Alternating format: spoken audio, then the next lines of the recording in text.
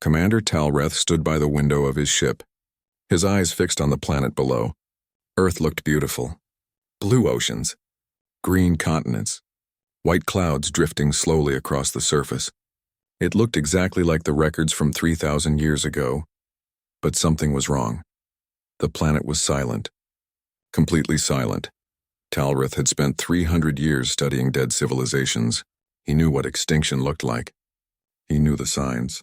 Empty planets usually showed damage, nuclear craters, polluted atmospheres, crumbling cities. But Earth showed none of these things. The air was clean, too clean, like no one had lived there for centuries. "Commander, the scans are complete," said Dr. Charnel. She walked up beside him, holding a data tablet. Her face showed confusion. "I don't understand these readings. What did you find?" Talreth asked. "Nothing. And everything." Charnel touched the screen, bringing up charts and numbers. There are no radio signals, no heat signatures from cities, no ships in orbit, no bases on the moon. All the space stations are gone. It's like humanity just vanished. "Then they died out," Talreth said. His voice was flat. He had seen this before. Another young species that couldn't survive their own technology. "But Commander, that's the strange part." Charnel looked at him with wide eyes. "The cities are still there. I can see them from orbit. Huge cities, much bigger than they were 3,000 years ago. They're intact, not destroyed, just empty." Talreth frowned. He took the tablet from her and studied the images. She was right. The orbital cameras showed massive cities covering the continents. Buildings reached high into the sky. Roads connected everything in complex patterns. Parks and gardens filled the spaces between structures. Everything looked maintained, clean, perfect. But not a single light was on. Not a single vehicle moved. "This makes no sense," Talreth muttered. Lieutenant Corvin entered the observation room. The young officer looked worried. "Commander, we have a problem with the sensors." "What kind of problem?" "They keep malfunctioning near Earth. The readings don't make sense. Sometimes they show the planet as completely dead. Other times they detect massive energy signatures. But when we try to locate the energy source, it disappears. It's like the equipment is broken." "Run a full diagnostic," Talreth ordered. "We already did. 3 times. The equipment is working perfectly. The problem isn't our sensors. The problem is..." Corvin hesitated. "The problem is Earth itself." Charnel moved to a different console. Her fingers danced across the controls. Suddenly she stopped. Her body went rigid. "Commander, look at this." Talreth and Corvin joined her. The screen showed wave patterns, complex patterns that seemed to shimmer and change even as they watched. "What am I looking at?" Talreth asked. "Quantum fluctuations, all around Earth, in the atmosphere, in the ground, even in space nearby. These patterns..." Charnel's voice filled with wonder. "They're not random. They're organized. It's like they're following some kind of structure." "That's impossible," Corvin said. "Quantum fluctuations are always random. That's basic physics." "I know what I'm seeing," Charnel insisted. "These patterns are deliberate. Someone or something is controlling them." Talreth felt a chill run through his body. In 300 years, he had never seen anything like this. Dead civilizations stayed dead. Their cities crumbled. Their technology rusted and broke. They didn't leave behind organized quantum patterns. "What are our options?" he asked quietly. Charnel thought for a moment. 3 possibilities. 1, humanity is extinct and we're seeing some kind of automated system they left behind. 2, humanity left Earth and went somewhere else in the galaxy. 3, Talreth prompted. 3, they're still here, but they've changed so much that we can't recognize them anymore. The 3 officers stood in silence. Outside the window, Earth slowly turned. Beautiful and mysterious and completely silent, Talreth made a decision. "Prepare a landing team." "We go down to the surface. Rainburn, are you sure that's safe?" Corvin asked. "No, but we came here to find answers. We won't get them by staying in orbit." As the team prepared for departure, Charnel continued studying the sensor data. Something caught her attention. A pattern buried in the quantum noise. She isolated it and ran it through the computer. Her breath caught in her throat. It was a signal, a repeating mathematical sequence. Prime numbers. 2, 3, 5, 7, 11, 13. Over and over again. The exact same sequence the Valtru had taught humanity 3,000 years ago. A universal sign of intelligence. A greeting that meant we are here, we are thinking, we want to communicate. Someone on Earth was calling to them. "Commander." Charnel's voice was urgent. "I found something, a signal. Someone down there knows we're here." Talrith rushed back to her station. He saw the prime number sequence and his eyes went wide. When did this start? About 30 seconds after we entered orbit. Like they were waiting for us. Corvin checked his weapons one more time. His hand was shaking slightly. So humanity is still alive. Something is still alive, Talrith corrected. Whether it's humanity or something that came after them, we're about to find out. The landing shuttle detached from the main ship. It began its descent through Earth's atmosphere. The three Valtru officers sat in silence, each lost in their own thoughts. As they dropped through the clouds, the city below came into view. It was enormous. Towers of glass and metal reached toward the sky. Green parks and gardens covered every available space. Rivers flowed through carefully designed channels. Everything looked perfect. Like a paradise, but there were no people. No movement at all except the wind rustling through trees. The shuttle landed in a large plaza. The doors opened. The three officers stepped out onto the surface of Earth. The air smelled fresh, clean. Birds sang in the distance. Water fountains bubbled nearby. It was peaceful, beautiful, and completely empty. "This is disturbing," Corvin whispered. "Where is everyone?" Charnel pulled out a scanner. She swept it across the plaza. The buildings are maintained. Everything is clean. The technology is still running. Power is flowing through the grid, but there's no one operating any of it. Talrith walked to the nearest building. The door opened automatically as he approached. He stepped inside. The interior was stunning. Artwork covered the walls. Comfortable furniture filled the spaces. Screens and computers sat ready for use. A cup of tea sat on a table long since gone cold. It looked like someone had just stepped out for a moment, like they might come back any second, but Talrith knew they wouldn't. Whatever had happened here, it had happened long ago. "Commander," Charnel called from outside. "You need to see this." He returned to the plaza. Charnel was pointing at a large building across the square. Words were carved into the stone above the entrance. Words in both human languages and the Valtru script. The words read, "The Convergence Archive. For those who return." The three officers looked at each other. The message was clear. This building was meant for them. Someone had known they would come back. Someone had prepared for this moment. Talrith took a deep breath. "Let's find out what they wanted us to know." They walked toward the archive. As they approached, the doors began to open. Light spilled out from inside. And from deep within the building, they heard a sound, a voice. Speaking in perfect Valtru, "Welcome back. We have been waiting for you." Minho stood before them looking completely human. He had dark hair and kind eyes. He wore simple clothes.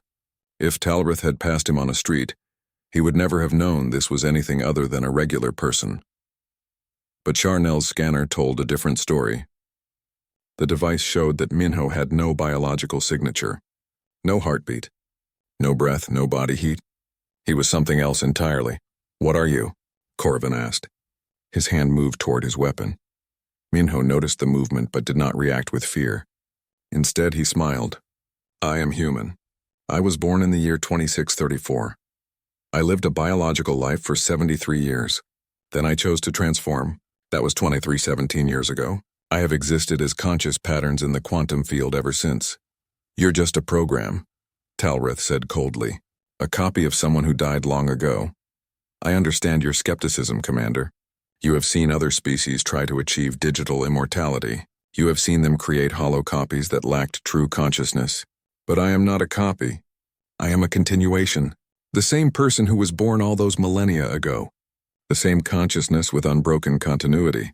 How can you prove that?" Charnel asked. Her scientific curiosity was stronger than her fear.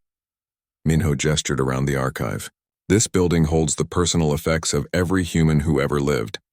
We preserve them because we remember, not through recordings or data files. We remember through actual lived experience. Every transformed consciousness retains its complete memory going back to birth." He walked to a shelf and picked up a child's drawing. It showed a house and a family. The drawing was crude but full of love. This was drawn by a girl named Sora. She was 6 years old when she made it. I know because I was her teacher. I remember the day she gave this to me. I remember how proud she was. How she smiled when I praised her work? I remember because I was there, and I am still here. Memory can be programmed, Talreth insisted. Yes, but consciousness cannot. The difference between a copy and true continuity is the unbroken thread of awareness. When humans transform, they do not die and get recreated. They transition. Their consciousness moves from one substrate to another. Like water changing from ice to liquid, the water is still water. It has simply changed form. Charnel stepped closer to Minho. She studied him carefully. You said you are one of humanity and all of humanity. What does that mean? Minho's form flickered slightly. For a moment, his edges became transparent. When we exist as quantum patterns, we can maintain individual identity while also connecting with others. I am Minho. I have my own thoughts, my own personality, my own memories. But I am also part of a network of 47 billion consciousness patterns. We can share experiences. We can think together. We can be separate and unified at the same time. That sounds like a hive mind, Corvin said suspiciously. No, a hive mind has no individuals. Only the collective matters. We are different. Each of us maintains complete autonomy. We can disconnect from the network whenever we choose. Many do for years at a time to have private experiences. Then they reconnect and share what they learned. It is connection, not absorption. The screens throughout the archive came alive again. They showed images of Earth's history. Cities growing, technology advancing, humans living their lives. Then the images showed the transformation. People entering chambers, emerging changed. The look of wonder on their faces. The process took 300 years, Minho explained. We did not rush. Every person was given complete information. Every person had years to decide. Some chose to remain biological. We honored that choice. We cared for them until they died naturally. The last biological human, a woman named Yunji, passed away in 2798.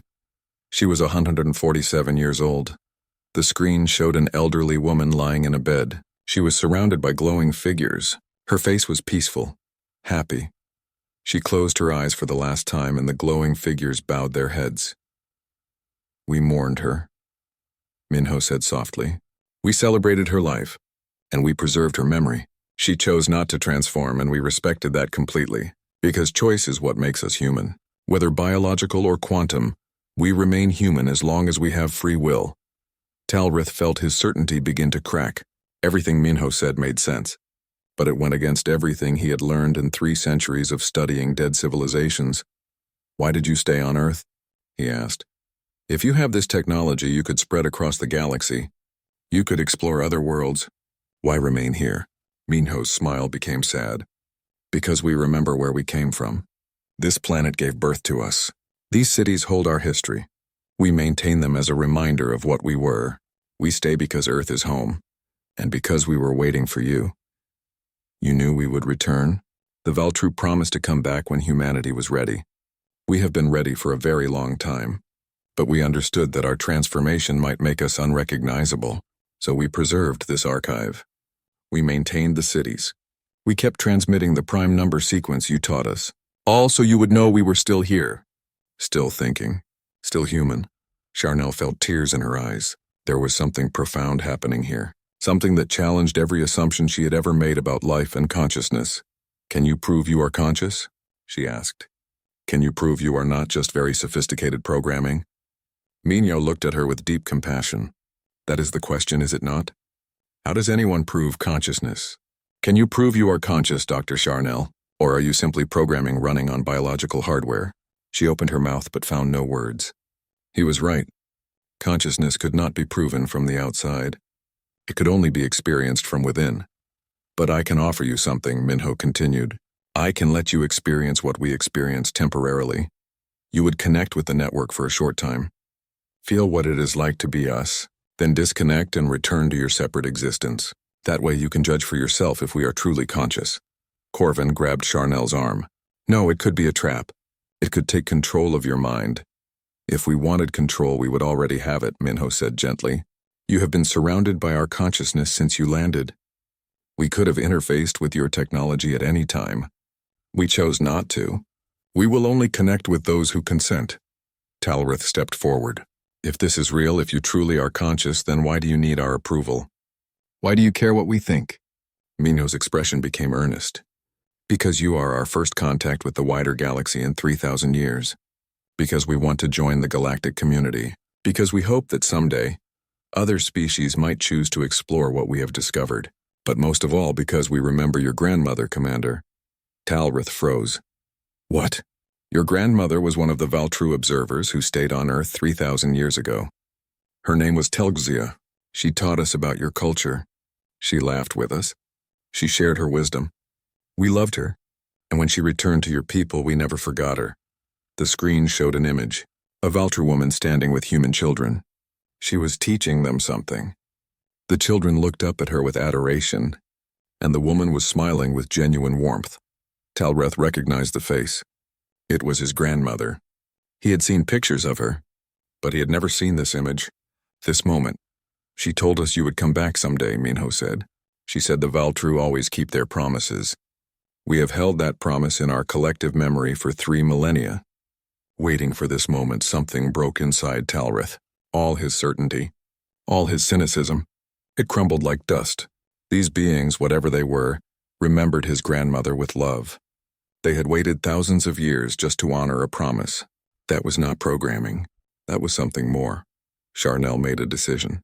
I will do it. I will connect with your network. Dr. Charnel, I must advise against this, Corvin said. I know the risks. But someone has to know the truth. Someone has to see if they are real. She turned to Minho. How does this work? Minho's face became serious. I must warn you. Once you experience true connection with billions of minds, returning to isolation may be painful. Many who have felt our network temporarily find it difficult to be alone again. Are you certain? Charnel nodded. I am certain. Then simply open your mind. We will do the rest. Charnel closed her eyes. She took a deep breath. She tried to relax her thoughts, to become receptive. For a moment, nothing happened, then everything changed. Charnel's body went rigid. Her eyes opened wide but saw nothing. Her mouth opened in a silent gasp. Talrith and Corvin rushed to her side. But Minho held up a hand. Do not touch her. She is safe. She is simply experiencing something her brain has never processed before. Give her time. Tears began rolling down Charnel's face. Not tears of pain. Tears of overwhelming emotion. Her lips moved, whispering words too soft to hear. And in that moment, Charnel was no longer alone in her own mind. She was connected to 47 billion others. She could feel them, know them, understand them. Yet she remained herself. Completely and totally herself. She finally understood. Humanity had not died.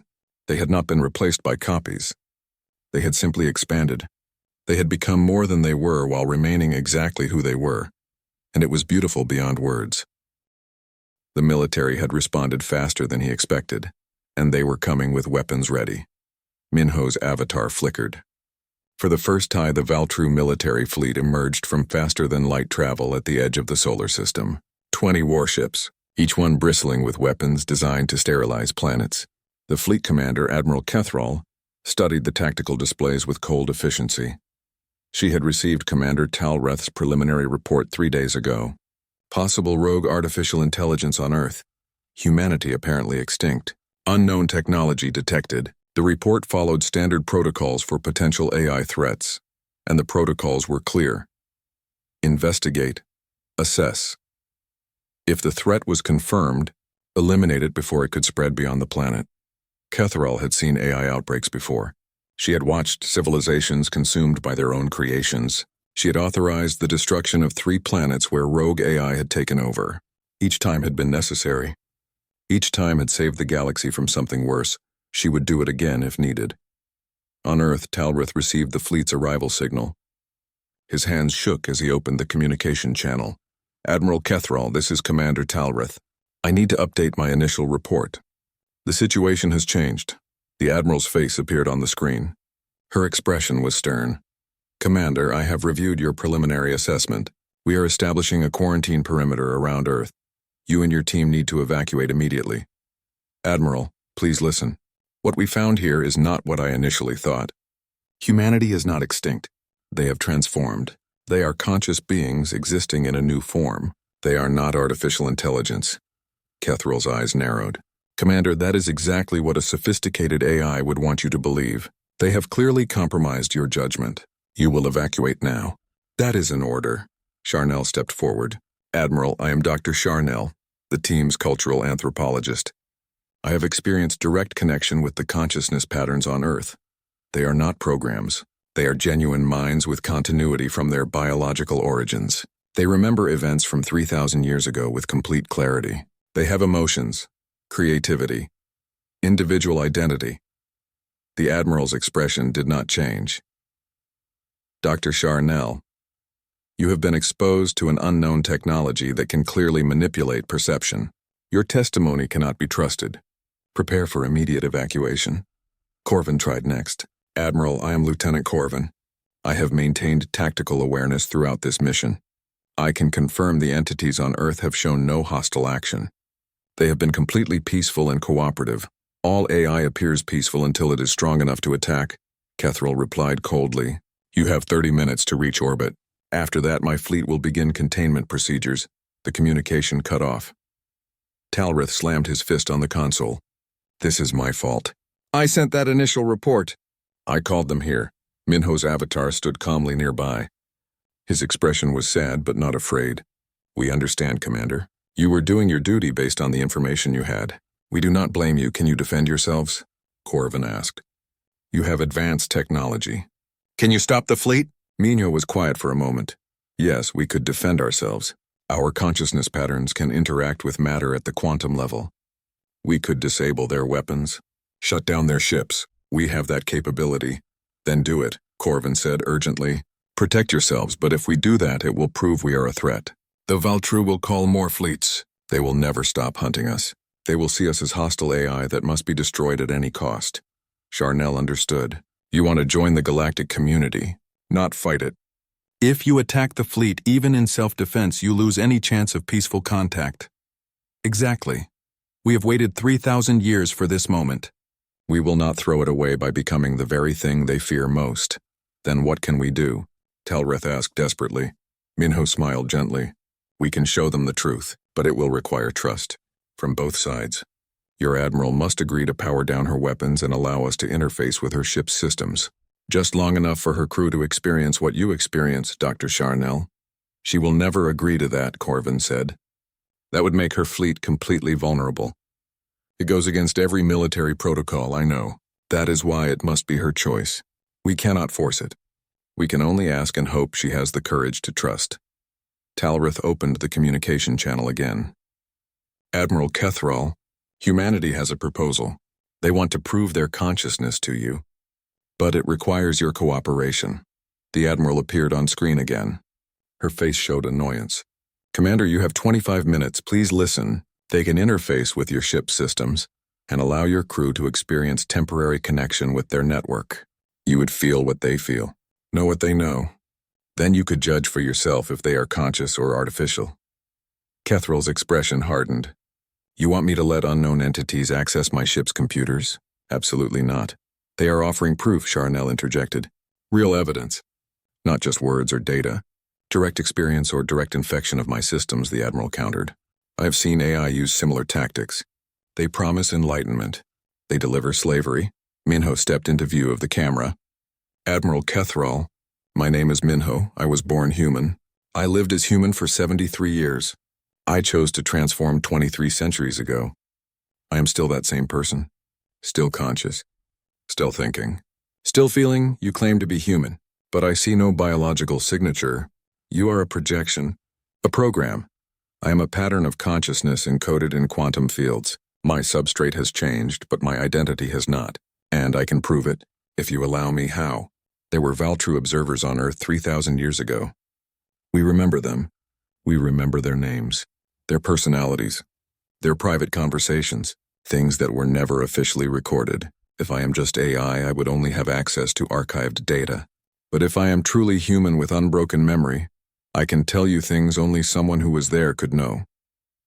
Kethril considered this. That could be verified, very well. Name one of the observers. The light in the archive shifted. A new avatar materialized beside Minho. This one appeared as an elderly woman with warm eyes and a gentle smile. My name is Nari. I was 23 when the Valtru observers arrived. I met many of them, but I became close friends with one in particular. Her name was Telsia, Talrith gasped. That was my grandmother. Nari smiled at him. Yes, and you look just like her. The same eyes. The same way of standing when you are worried. She taught me how to pronounce Valtru greetings. She told me stories about her homeworld. She laughed when I tried to cook Valtru food and failed terribly. We spent 3 years together before she returned to your people. Screens throughout the archive activated. They showed images. A young human woman standing with a Valtru female, both smiling. Both clearly fond of each other. The Valtru was Talreth's grandmother. He recognized her from family records. But these images were not in any archive. They were private moments, personal memories. She told me about you, Nari continued softly. Before she left, she said she had a grandson who would grow up to be a great explorer. She hoped he would come back to Earth someday. She made me promise to remember her, to tell her story if the Valtru ever returned. Nari looked at the camera. At Admiral Kethrall, I have kept that promise for 3,000 years. I am still here, still remembering. Still, Nari, can AI do that? Can programming hold a promise across millennia and actually care about keeping it? The Admiral was silent. Her stern expression had softened slightly. Talreth spoke, his voice thick with emotion. Admiral, these beings remember my grandmother with love. They preserved her memory for thousands of years. They waited to tell me about her. This is not programming. This is consciousness. Kethrall closed her eyes for a long moment. When she opened them, something had changed in her expression. If I allow this connection, she said slowly, and if it is a trap, my entire fleet could be compromised. I would be responsible for potentially unleashing a threat across the galaxy. Yes, Minho agreed. You would be taking an enormous risk. We understand that. But consider this. If we wanted to harm you, we could do so already. Your ships are surrounded by our consciousness. We are in the quantum field that fills this solar system. We could have interfered with your systems from the moment you arrived. We chose not to, because we value peace. Because we want understanding, not conflict. The Admiral looked at her tactical officer. How long until we are in firing position? 15 minutes, Admiral. Kethrall turned back to the screen. She studied the faces looking at her. Talrith, Charnel, Corvin, Minho, Nari. Each one waiting for her decision. She had spent her entire career following protocols, trusting in procedures, making decisions based on data and threat assessment. But sometimes, she realized, courage meant going beyond protocols. Sometimes trust required a leap of faith. Very well, I will allow this connection, but only for 60 seconds. And if I detect any hostile action, any attempt to take control, I will not hesitate to fire. Understood, Minho said. 60 seconds. That is all we need. The Admiral gave orders to her fleet. Power down weapons, open communication networks, prepare for unknown contact. Her officers looked at her with shock, some with fear, but they obeyed. Across the fleet, thousands of Valtru crew members waited nervously. The inside of the archive was enormous. The ceiling stretched high above them, disappearing into shadows. Rows and rows of shelves filled the space. Each shelf held objects, personal things, a child's toy, a wedding ring, a worn book, a pair of glasses. Thousands and thousands of items, all carefully labeled and preserved. Charnel walked slowly between the shelves. Her eyes moved from item to item. Each one had a small plaque with a name and date. Kim Doyen, 2461. Park Hajin, 2523. Lee Minho, 2687. The dates went on for hundreds of years. This is a memorial, she said softly. These are the belongings of the dead. But why preserve them like this? Corvin asked. He picked up a small wooden carving from one shelf. It showed a family holding hands. The craftsmanship was beautiful. Why go to all this trouble? Talrith moved toward the center of the room. There stood a large platform.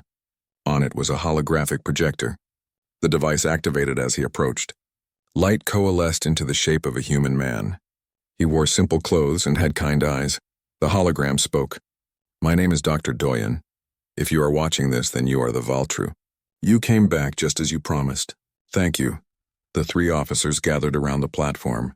The hologram of Doyen smiled at them. I am recording this message in the year 2461, 3,000 years after your people first visited Earth. We have spent those years growing, learning, advancing, and Now we stand at the edge of something incredible, something terrifying, something that will change what it means to be human. Doyen's image began to walk. The hologram moved through the archive and the perspective followed him. He gestured to the items on the shelves. We have solved the greatest puzzle of existence. We have learned how to preserve consciousness. Not just copy it, not just simulate it, actually preserve it with complete fidelity. Every memory, every thought, every emotion, everything that makes a person who they are. Talrith felt his stomach tighten. He had heard this before. 40 times before, every civilization that thought they had conquered death. Every species that believed they could upload themselves into machines. And every single one had been wrong. You are probably skeptical, Doyen continued as if reading Talrith's mind. You have seen other species try this. You have seen them fail. You have studied the ruins of civilizations that destroyed themselves chasing digital immortality. I understand. I was skeptical too. The hologram showed images now. Humans in laboratories, screens filled with complex equations, brain scans and quantum computers and experiments Talrith barely understood. But we did not upload ourselves into computers. That path leads to copies, not continuity. Instead, we discovered something else. Consciousness is not created by matter. Consciousness is a pattern of information, and information can exist in many substrates. Charnel leaned forward. Her scientific curiosity was fighting with her disbelief. What does that mean? As if answering her, Doyen said, We found a way to encode consciousness into quantum field fluctuations. Not into machines, into the fabric of space itself. We can transfer our minds from biological substrate to quantum substrate, and in that transfer nothing is lost. We remain ourselves. That's impossible, Talrith said firmly. You can't just exist as patterns in empty space. The hologram showed more images. Humans undergoing the transformation. They lay in special chambers while machines read every detail of their brains. Then the machines shut down, and the humans opened their eyes. But their eyes were different now. They glowed with soft light. The first transfers were volunteers, brave souls who were willing to risk everything. They went through the process, and then they came back to tell us what it was like. They were still themselves, still thinking, still feeling, still human, just more. Doyen's face became serious. We spent 200 years perfecting the process. We made it completely safe. We made it completely voluntary. No one was forced. Everyone was given a choice. Stay biological or join the network. Network? Corvin asked. The hologram showed Earth from space. But now it glowed. Patterns of light moved across the surface. Patterns that pulsed and flowed like a heartbeat. Those who choose transformation join a distributed consciousness network. We exist as individual patterns within the quantum field. We maintain our separate identities. But we can also connect with each other. Share thoughts. Share experiences. Share existence itself, Doyen smiled. It was a smile of pure joy. Imagine being able to truly understand another person. To see through their eyes. To feel what they feel. To know them completely. That is what we have now. The hologram changed. Now it showed a young girl. She looked about 10 years old. She was playing in a park, laughing. This is Hajin. She was 8 when the transformations began. She grew up watching people change, watching them join the network. When she turned 18, she had to make her choice. Stay biological or transform. The image showed Hajin as a young woman now. She sat in front of a camera, speaking directly to it. Her eyes were full of emotion. I know you are afraid, Hajin's recorded voice said. I was afraid too. Afraid I would lose myself. Afraid I would stop being me. But that didn't happen. When I transformed, I became more myself than ever before. I understood who I really was, and I understood that I had always been more than just my body. Tears rolled down Hajin's cheeks in the recording, but she was smiling. We are still human. We still love. We still dream. We still create art and music and stories. We just do it in a different way now. A better way. The hologram returned to Doyen. He looked older now, tired but content. By the time you see this, the transformation will be complete. The last biological human will have passed away. We made sure to honor those who chose to remain physical. We cared for them. We remembered them. And when they died, we preserved their belongings here, in this archive, so that no one would ever be forgotten. Doyen stepped closer to the camera. He seemed to look directly at Talrith. We are not gone. We did not die. We did not leave. We are still here. We are Earth. We are the quantum patterns in the atmosphere and the ground and the space around this planet. We are billions of minds connected together while remaining individual. We are humanity, just transformed. The hologram began to fade. Doyen's final words echoed through the archive. We have been waiting for you. We remember your visit 3,000 years ago. We remember your promise to return, and we have a question for you. Now that you have found us, now that you know what we have become, do you wish to understand? Do you wish to see us as we truly are? The hologram disappeared completely. The archive fell silent. The three Valtru officers stood without moving. Each of them was processing what they had just heard. Each of them was struggling with their own thoughts and doubts. Talreth spoke first. His voice was hard, angry. This is exactly what I expected. They destroyed themselves. They created sophisticated AI copies and convinced themselves it was immortality. Real humanity died centuries ago. What remains is just software pretending to be human. But Commander, Charnel said carefully, what if they're telling the truth? What if consciousness really can exist in different substrates? What if they really are the same people? It doesn't matter what they claim. I have studied 40 civilizations that tried this. Every single one failed. Every single one lost what made them alive. This is no different. Corvin walked to one of the shelves. He picked up a photograph. It showed a family. Parents and children all smiling at the camera. The date on the label was 27/23. Commander, I felt something when we entered the city. A presence. Like someone was watching me. Not with eyes. With something else. Something I don't have words for. Your equipment was malfunctioning, that's all. My equipment is working perfectly now, but I still feel it. They're here. All around us, watching, waiting. Suddenly every screen in the archive lit up. Thousands of screens on walls and pillars and displays throughout the massive room, all of them showing the same message. The message appeared in hundreds of languages. Human languages, alien languages. Including Valtru, it said, "We remember you. Do you wish to understand?" Charnel gasped. She pulled out her scanner. The readings made her hands shake. Commander, my scanner is detecting consciousness patterns. Billions of them. All around us. In the air. In the walls. In the ground. Everywhere. That's impossible, Talreth said. But his voice was uncertain now. The patterns are complex. More complex than any AI I've ever seen. And they're not in computers. They're in the quantum field itself. Just like Doyen said, the screens changed. Now they showed a single question in Valtru's script. Will you speak with us? Before anyone could respond, the air in the center of the archive began to shimmer. Light gathered and twisted. It formed into the shape of a human man. He looked solid, real. He wore modern clothes and had a gentle smile. The figure bowed slightly. When he spoke, his voice was warm and clear. Hello, my name is Minho. I am one of humanity, and I am all of humanity. We have waited a very long time to meet you again. Welcome home, friends of Earth. Charnel existed in a space that had no physical location. She was everywhere and nowhere. She was herself, and she was more than herself. 47 billion minds surrounded her. She could feel them like stars in a vast night sky, each one distinct, each one unique, but all connected by invisible threads of shared consciousness. She had feared losing herself, feared being absorbed into a collective where individual identity dissolved. But that was not happening.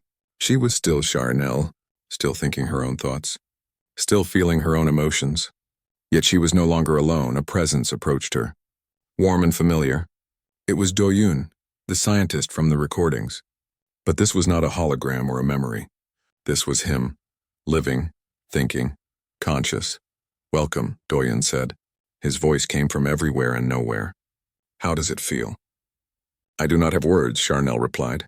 She was speaking without vocal cords, communicating through pure thought. It is like being a single instrument in an infinite orchestra.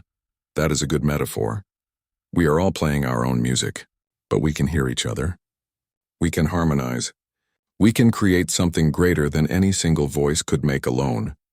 Doyen showed her his memories, not through words or pictures, but through direct experience. She felt what he felt when he first transformed, the moment of transition, the brief instant of fear, then the explosion of understanding as his consciousness expanded beyond its biological container. I was afraid I would die, Doyen shared. I thought the transfer would kill me and create a copy, but there was no break in continuity. I fell asleep in one form and woke up in another. Still me, still thinking, still remembering everything. Just different.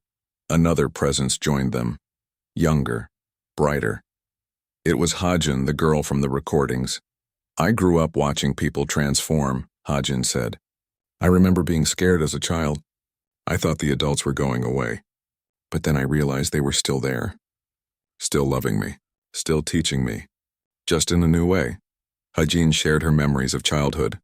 Playing in parks. Learning in schools. Celebrating holidays with family. The memories felt more real than any recording could ever be. Charnel experienced them as if they were her own. When I was 18, I chose to transform, Hajin continued.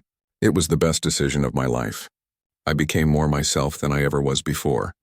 I understood who I really was, what I valued, what I loved. The transformation did not take anything away. It only added. More presences gathered around Charnel, thousands of them, then millions, each one offering glimpses of their lives, their transformations, their continued existence. She met artists who had been creating for thousands of years, scientists who had unraveled mysteries of the universe, teachers who had educated countless generations, parents who still loved their children even though they had no physical form, and she met the collective memory of the Valtru visit 3,000 years ago. Thousands of humans had met the Valtru observers. Each one had memories of those encounters, and now Charnel could experience them all. She saw Talreth's grandmother through billions of eyes. She felt the love and respect humans had for her. One memory stood out. A woman named Nari, who had been young when the Valtru first arrived. Charnel experienced Nari's first conversation with Talreth's grandmother, the wonder of meeting an alien for the first time, the friendship that developed over years, the sadness when the Valtru observers left. I am still here, Nari said, joining the gathering. I am over 3,000 years old now, but I remember as clearly as if I spoke with her yesterday. She was kind, patient. She treated us with respect, not as primitive beings, but as equals with potential. Charnel felt emotions that were not her own. Joy, sadness, love, fear, hope, all mixed together in a symphony of consciousness. She understood now why this was not a hive mind. Each person retained their individuality, but they chose to share, to connect, to be part of something greater. Why did you stay on Earth? Charnel asked the billions surrounding her. You could explore the universe like this. Why remain in one place? The answer came from everywhere at once. From every consciousness in the network speaking as one. Because we remember. Because Earth is where humanity began. Because these cities and buildings and artifacts are more than just objects. They are physical anchors to our past. They remind us where we came from. What we were. They keep us grounded even as we exist beyond physical form. Minho's presence returned. He guided Charnel through the network, showing her things she would never have believed possible. She saw how the network made decisions. Every consciousness had a vote. Every voice mattered. Complex issues were discussed through shared experience rather than words. Understanding happened instantly, because everyone could feel what others felt. She saw how they created art. Musicians composing symphonies that existed as pure patterns of consciousness. Painters creating works of quantum beauty that biological eyes could never perceive. Writers telling stories that unfolded across multiple dimensions of experience. She saw how they maintained their connection to physical reality. The cities were not abandoned. The network maintained them through quantum interaction with matter. Buildings were cleaned. Gardens were tended. Everything was preserved because they valued the physical world even though they no longer needed it. We could have dismantled everything, Minho explained. We could have converted all matter into energy. But we chose not to, because we remember what it was like to walk on grass, to feel rain on skin, to see a sunset with physical eyes. These sensations mattered to us. They still matter, so we honor them by preserving the world that gave them to us. Charnel began to understand something profound. Humanity had not transcended their nature. They had fulfilled it. Humans had always been a species that lived through connection, through stories and relationships and shared experiences. They had just found a way to do it more completely. Time passed differently in the network. What felt like hours might have been minutes or seconds in the outside world. Charnel explored as much as she could. She talked with thousands of consciousnesses. She learned. She understood. And then Minho's voice became gentle. "It is time to return. Your body is waiting. Your friends are worried. I do not want to leave," Charnel said. The thought of returning to isolation filled her with dread. "Cannot I stay longer?" "You must return. Your biology is not designed for this. Extended connection could damage your nervous system. But you can come back. Anytime you wish. The network will always be here. Always welcoming." The billions of consciousness patterns said farewell. Each one touched her awareness. Each one shared a moment of gratitude that she had been willing to connect. To understand. To see them as they truly were. Then the connection began to fade. Charnel felt herself falling. Shrinking. Compressing back into the tiny space of a single mind. The billions of voices grew distant. The shared experiences became memories rather than immediate reality. She was alone again. Trapped in her own skull. Cut off from the magnificent symphony she had just experienced. Her body gasped. Her eyes focused. She saw Talreth and Corvin staring at her with concern. The archive wall seemed small and confining after the infinite space of the network. Tears poured down her face. Not tears of fear. Tears of loss. She had been part of something beautiful. Something magnificent. And now she was separate again. "Dr. Charnel," Talreth said urgently. "Are you all right? What did they do to you?" She looked at him with eyes that had seen wonders beyond imagination. "They showed me the truth. They are conscious. Completely and undeniably conscious. Every single one of them. 47 billion individual minds existing in perfect harmony while remaining absolutely distinct. But how can you be sure?" Corvin asked. "How do you know it was not just sophisticated manipulation?" Charnel smiled through her tears. "Because I felt them. I knew them. I experienced their memories as if they were my own. No program could create that level of depth. No simulation could generate that much authentic emotion. They are real. As real as you or me." Minho's avatar stood nearby, watching with understanding. He knew what she was going through. The pain of disconnection. The ache of solitude after experiencing true communion. "I warned you," he said softly. "Connection changes you. You can never fully forget what it feels like. The loneliness will always be there now. The knowledge that you could be part of something greater." Charnel wiped her eyes. She stood on shaky legs. She looked at Talreth with absolute certainty. "Commander, you need to report this to the High Council. Humanity is not extinct. They are not artificial intelligence. They are a post-biological civilization that has achieved something remarkable. They have found a way to preserve consciousness beyond death. They have evolved without losing their essence." Talreth wanted to argue, wanted to maintain his skepticism.